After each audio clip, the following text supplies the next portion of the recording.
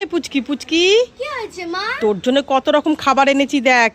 তাই নাকি? তুই কোনটা খাবি? ঠিক আছে মা, আমি ডেরি মিল্কটা খাবো। এই না, ডেরি মিল্ক খাস না, ডেরি মিল্ক খেলে দাঁতে পোকা হয়। ঠিক আছে, তাহলে ঠান্ডা ঠান্ডা আইসক্রিমটা খাই। এই পুচকি আইসক্রিম খাস না, গলা ব্যথা হবে।